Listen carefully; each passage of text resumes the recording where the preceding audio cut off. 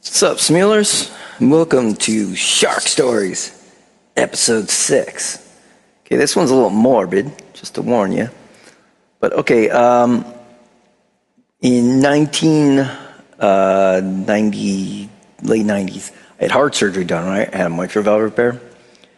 And I knew it was coming, but 2 days before, my grandfather had died, right? I was down in North Carolina. And we rushed down there. He had cancer for a long time. We got down there. I was able to say goodbye. And we stayed at a B&B down the street. That morning, I woke up. I felt someone come out of the bathroom. I was like, oh, that's weird. Like, what is that? I even said out loud, pop-pop is what I called him. And this thing just kind of like stood right by me. And I was like, whoa. And then just as that happened, it kind of went away, and my dad opened the door, and he said, Rob, Pop-Pop died. And my reaction was, I know. Like, wow. I really felt that. That was weird. Like, now, I don't believe in ghosts, but I believe in spirits. Anyway, so after the funeral, which I couldn't even go to, I was so sick, we rushed up to Philadelphia for the heart surgery. Get into heart surgery. Now, they told us that we wouldn't need a blood transfusion. During the surgery, I woke up during the heart surgery. That was freaking strange. Now, the room's cold, like most surgical rooms are.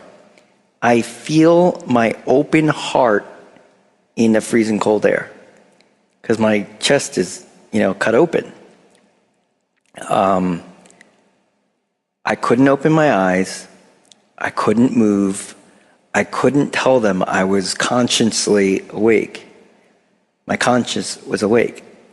And it was torture because I wanted to tell them, put me back to sleep. This is ridiculous, I felt them like doing things on my chest, and it was just, oh my God, what a freaking nightmare. And then I hear, did we get blood? And the guy's like, no, you said we weren't going to need it. And all of a sudden, I hear things going wrong. I hear we're going to need a blood transfusion. And all of a sudden, I feel my soul being taken from my body. Like I feel myself going towards the sky, as they say. And what had happened, I guess I was losing a lot of blood. They needed 2 blood transfusions, and I flatlined for a little bit. And as this happened, I felt my soul rise up to, I was either in heaven or on the gates or something like that. And the feeling was tremendous. It was so good. It was like,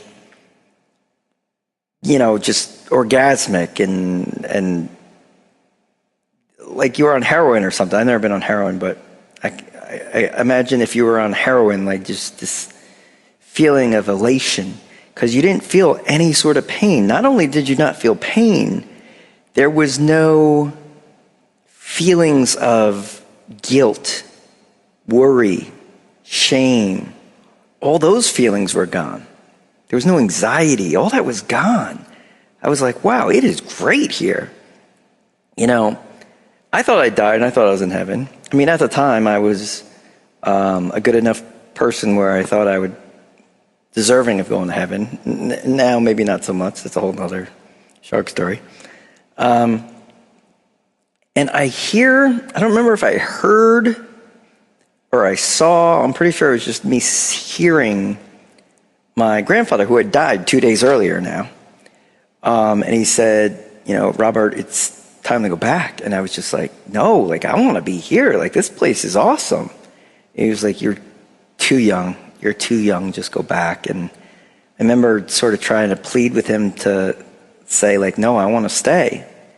And the next thing I know, I feel myself being sucked back up into my body. And, I hear the blood transfusion stuff going on. And obviously I'm alive unless a ghost is performing this. So, yeah, I died on the operating table. So I do believe I was in heaven. I do believe there is a heaven, but you can choose not to believe me. That's fine. That white light they're talking about, it's more of like a just blinding light of almost every color. If you had to say, yeah, I guess it's a blinding white light, but it's more like just every single color in the world just kind of hitting you all at once.